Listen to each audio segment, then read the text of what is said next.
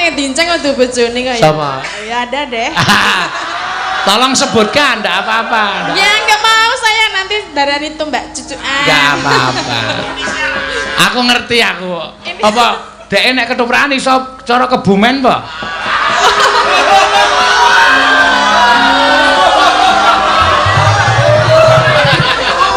Cara apa-apa iso ya, Pak? Cara apa-apa iso. Ngapur kok bocah. Iya. Nyok jatahmu nyok. Napa? Lho iki podang kuning 200.000. Iya, kabeh. Matur nuwun nggih, Pak. Matur suwun sami-sami. Iya. Ya podang kuning diaturake. Heeh. Aku bingung. Apa ke? Aku bingung. Heeh. Aku bingung saben dina ngurus manuk. Ya. Mikir. Pejet wae modar mbok wis. Manuk pileke dingu. Wis ra ngoceh ming. Angger dipedhati ming. Iki cah cilik-cilik do seneng kabeh. Ya. Ya ora apa-apa. Wis ben ora apa men do tresna karo wayang. Iya, monggo. Iya, Tin.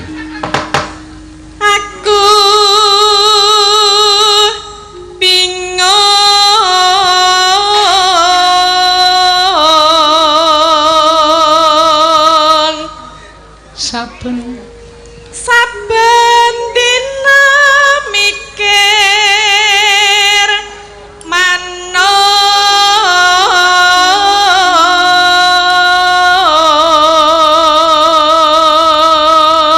Aku ya wis mbayangke engko fragmen ketoprak engko piye ya, Nak. Iya. Kula ya silak ra kanthi ya arep deloke. Heeh. Soale anu pemaine lanang ki nek ana sinden anyar karepe arep dijak main ketoprak kan. Ora sapa-sapa pokoke anggere ana sing anyar lho, sing wedok mecucu-mecucu. Kowe engko le ngetoprak sangu gunting wae yo. Kira-kira ngeyel bles. Bles ki aja ngon wetenge. Heeh, apa? Matane. Kudu aku lho, guys. Lah sing marahi mlelak-mlirik ra ya kuwi to. Ayo ben ya mripat-mripate dhewe kok ya. Lah iya. Pingi ya gayane ya. Nek aku tak pindah kono neh.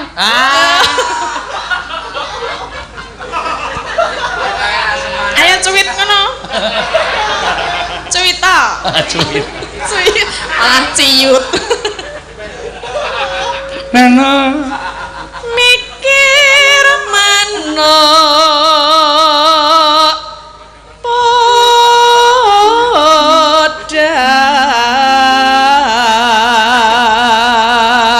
jane arep ana tambahan meneh iki mau. Napa? Pak Tristianto. Asistene Pak Tumyono chatting aku. Waduh, mau minta lagu kok semua udah dilakukan. Besok aja. Ya. Ndak usah Pak, besok juga ndak usah, ndak do tambahan penghasilan ki dong gleleng e. Ha iya. Ya wis ben ora apa-apa. Jenengan ya tambah loh, setiap sayur jenengan ya oleh loh. Endi? Angger 3 juta dalangnya 2,5 yang lainnya buat sinden. Malah oke dhewe iki jenengan loh. Lah ya ora apa-apa, ning kene iki sing ditanggap aku e. Lah iya. Maksudnya apa IKS ki nanggap sinden tok terus nang kene gaweke panggung sik. Ya Mas, ya Mas. Lho, maksud kula iki jenengan ki wong disawer kok malah gresula lho. Ora gresula. Lah ngapa? Kurang.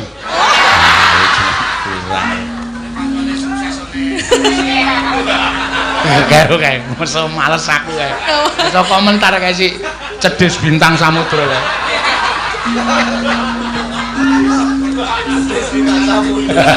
Tak jenenge cedhis bintang samudra. Lah napa mergane? Ya wis ben. Ya sak omong-omongku kok. Lah nek nyeloke piye? Halo Dos ngono.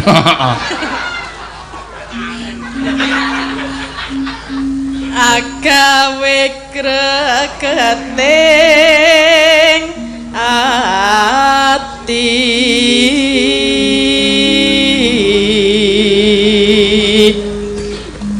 Nora manda son pikatku lute benda.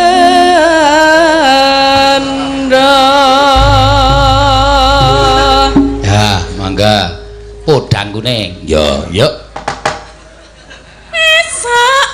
awan ning omah wis ora kerasa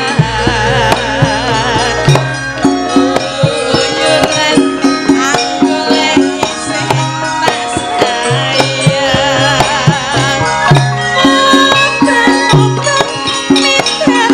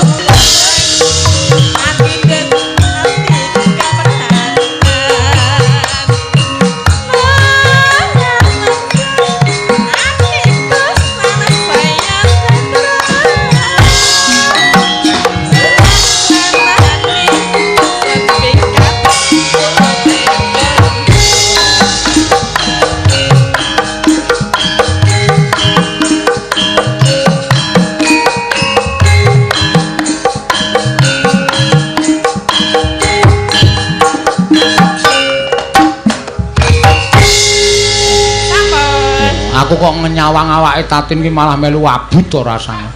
Iya nek. Matur nuwun nggih, Pak. Kaya mak gendut-gendut. Oh, nggih. Matur nuwun, Mbak. Wah, jane. Sapa meneh iki? Sapa meneh? Tak kira nek ana menehno lho. Wah. Pokoke patokan iki aja sok nyuwun. Ya. Nek diparingi terus ana piyai sing munggah maringi lah kuwi ora apa-apa. Alhamdulillah. Iya. Karo disuda awake. Kula, Pak. Aku nek nyawang kowe saya melu abut. Ya ora usah disawang. Engko nek nganti kebablasan lemu terus pintu mobil ora cukup ya. Nek arep mangkat sinden malah ngrekoso. Apa kelakon sinden kok tumpake tosa? Terus piye nek numpak tosa ya mau. Ayo madhep nemburi ana bojomu nyopir ning ngarep. Kowe anggere gruncal mak. Terus gelungane piye? Ayo kabur no. Lek golek gelungan ya kangelan, nek saya lemu nek gelungane cilik ya wagu. Apa ban Vespa wae dipaku karo sirah. Ya aja ora. Ayo iki ramen ketoprak. Ya kuwi remuk budaya. Ya. Monggo Ibu Ayu. Mangga Mbak Ayu nih. Iki iki ana dite kayu. Ya. 150 cah 175. Nggih, wis lunas iki. Sawer piyambak. Nek nyawer niku nek pun rampung. Mboten napa-napa badhe kondur nggih mboten napa-napa. Oh nggih. Wah jane iki memang nggih. Sugeng dalu, Pak. Sugeng dalu, Mbak Alisa. Elisa. Elisa tak ye. Elisa. Tak iya. Aja nyagat capeng gunung jenengan sing bawa nggih. Bawa dijenggleng. Ning nyuwun sewu sak tiba-tibane tiba loro ya dituthuk loro, tiba telu nggih telu. Wah nggih, pun. Nggih ta? Nggih. Monggo. Neno kula wiwiti Mbah, mengke ndak Mbah Sukan. Iya. Neno semanten. Saben dalu. Mboten napa-napa, bengi iki padha karo dalu kok. Nggih, dalu kalih bengi sami. Nyawang Kelip-kelip.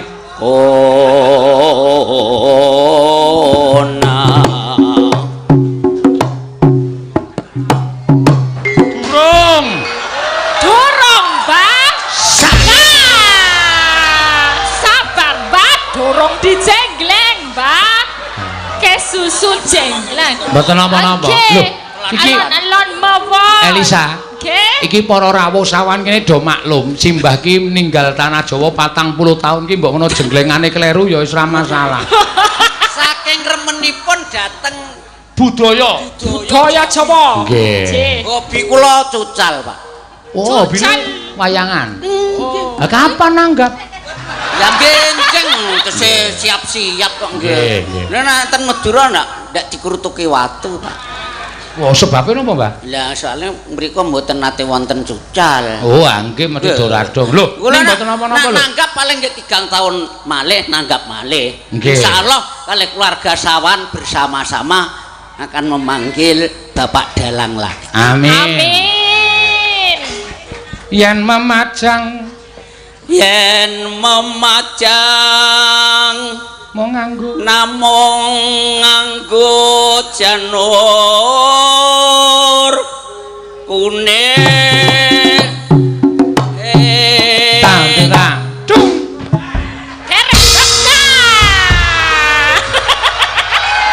Waduh, boyokipun nggih. Waduh, niki nek gapite pokle piye Mas Eno? Alon-alon mawon, Mbah. Mengke mboten sah majen iki ning nah ngaten niku mawon. Sare. kembang wae wetong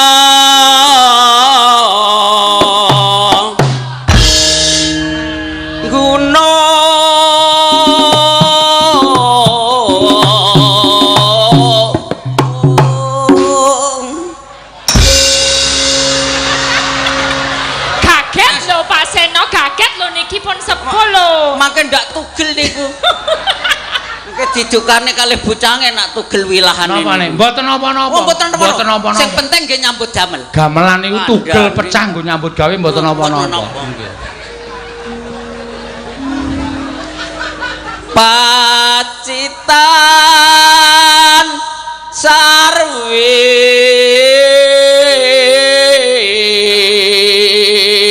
jana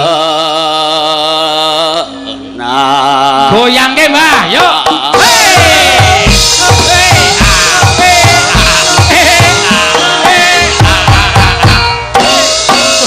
Pragoto Mas Napa? Ngangge mic nek ngendika niku. Ngangge mic nggih mboten biasa mboten gujek mic. Enggak biasa pegang mic. Oh, enggak biasa pegang mic. Nggih dikulinakaken sakmenika. Aku ket mau ndelokke nuwun sewu, mestakane Mbah Sukan iki lho. Kaya gunung ketukulan suket.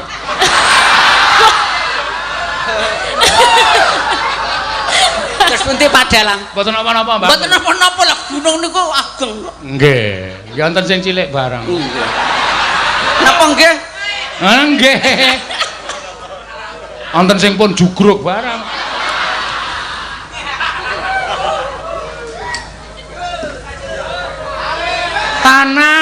Panas udan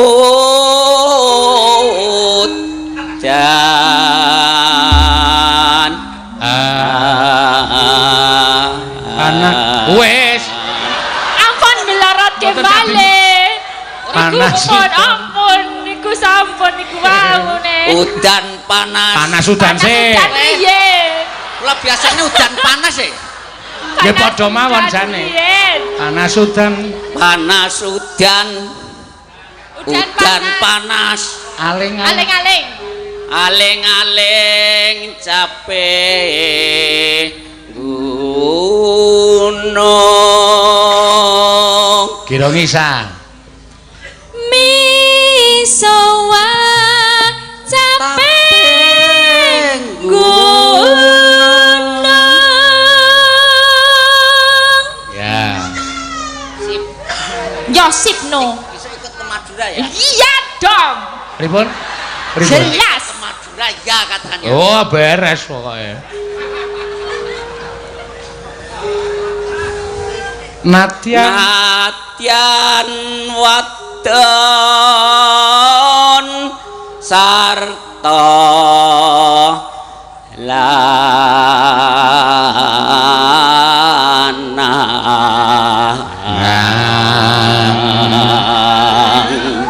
inomane banyu bene ya sukses Mbah Sukan luar biasa Yai Sawan ning Madura 40 tahun ora lali karo caping gunung nak iya ngono ya mak iya ning ya ana wong kene asli sing ora apal caping gunung ya akeh ngono ya iki perlu dinai apresiasi luar biasa Mbah Sukan itu berarti panjenengan ning mriko mesti koleksi kaset-kaset Jawa nggih Mbah lah kula nonton panjenengan terus teng streaming kala wonten Karangreje nggih rikala wonten Silo nggih nonton kula nggih oh foto riyen foto riyen Mbak foto riyen iki teng panggung Pak Seno wah foto kalih ora gedek-gedek foto kok gedek-gedek nganune blawur mengke sirah sampean loro mbak biasanya mboten dados nak ngono dados ae ayo sa mangga dek jaman yuk dek jaman berjuang jar kelingan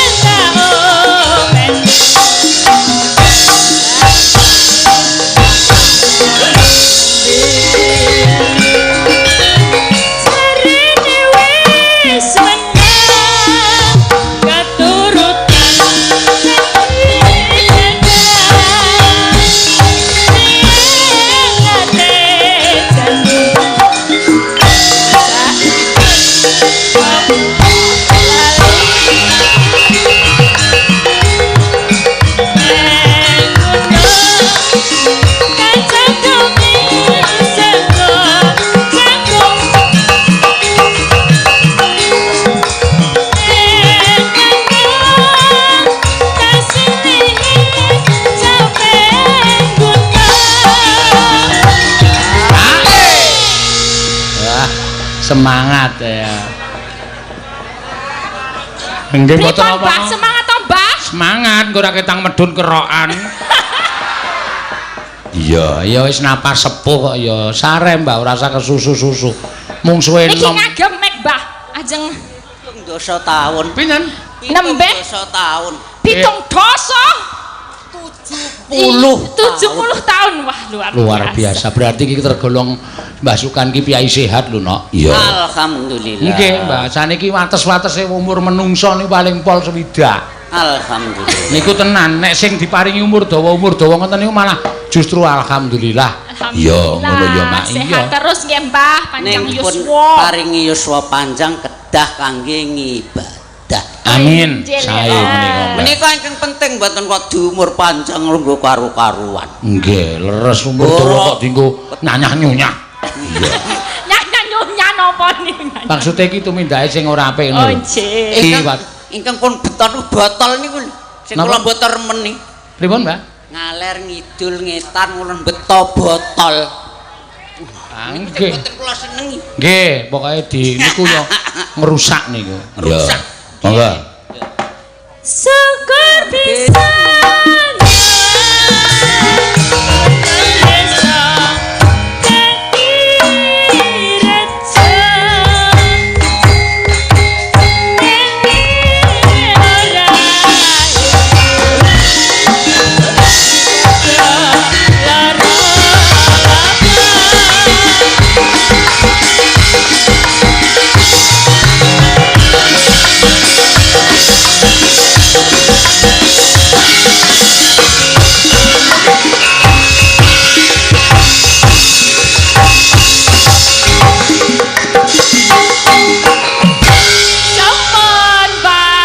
Mbak nuwun, Mbak Sukan. Mbak Sukan. Sami bidang.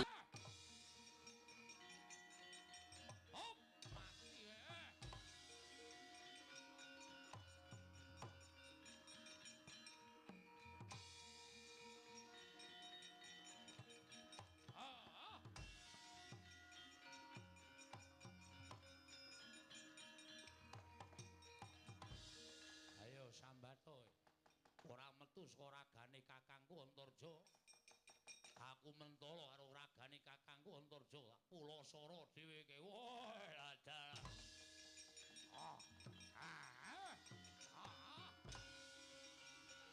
Dimas.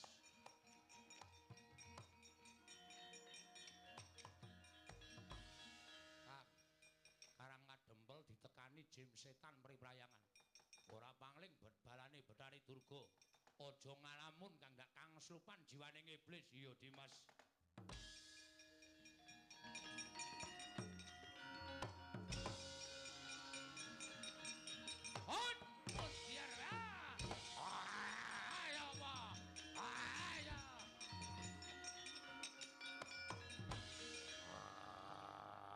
Gong, eling le, eling.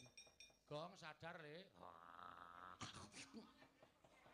Waduh, demit apa ya iki nyedot-nyedot barang ngene iki. Gong sadar. Iya leh ku arep nambani cah iki. Monggo biasane jarene wong tuwa iki nek demit iki wedeni mung karo mambu sing apek. Iya. Ditenono.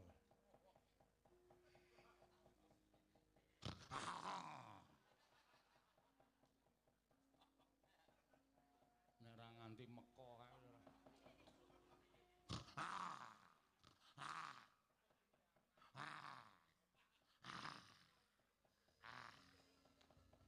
Kapokmu kapane? Kok nek ru nganti metu ru ngarep. Lho kok iso ora gereng? Truk. Mambu banget lho, Truk. Wis eling to kowe? Wis e. Waduh. Ayo nyuwun ngapura. Dan iki tak wisui nganggo sabune ra ilang e. Kebangetan kok, Truk. Ngati-ati lho, Gong, ngati-ati. Iki kabeh karang kadempel kawulane akeh sing padha kangslupan mesti tibani karo daru beksi wisa racun mbok sapa sing nibani mula welingku aja ngalamun le aja ngalamun wah ngati-ati pokoke ya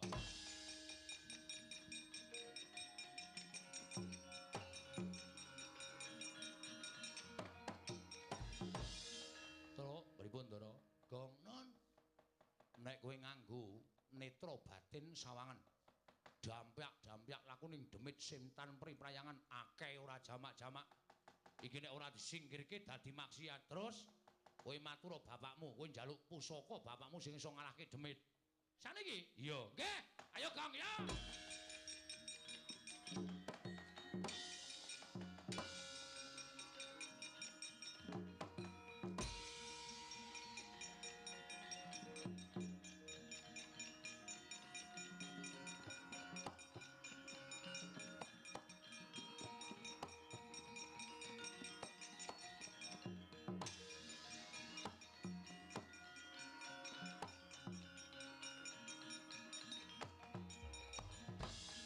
Ganjing langit kelap-lapaton lir kincanging risang mawe gandrung Pak sampeyan ora nyawang Karang Kadempel kok Pak Karang Kadempel piye tata lair pancen tentrem ning batin kobong Karang Kadempel kobong kenapa ngendikane Ndara Antasena akeh jim setan priprayangan sing dikirim karo wong supaya malik kiblating para kawula sak Karang Kadempel ki mau Ndara Antarja kang slupan dilingke karo Ndara Antasena Bagong kang slupan aku sing nylametke Ndara Antasena dawuh karo aku bapak kon maringi aji Jaya Kawijayan sing iso nyingkirke demit apa ya ayo kudu duwe Pak kowe engko nek ketemu demit kowe ndonga teguh yuwana slamet saka kersaning Gusti muni ngono engko demite kobong teguh yuwana slamet saka kersaning Gusti iya Gong dapalke siap teguh yuwana slamet saka kersaning Gusti wis ngono kuwi teguh ayo le yuk teguh yuwana slamet saka kersaning Gusti Bagong dapalke teguh nang gone slamet piye Pak teguh yuwana slamet saka kersaning Gusti goblok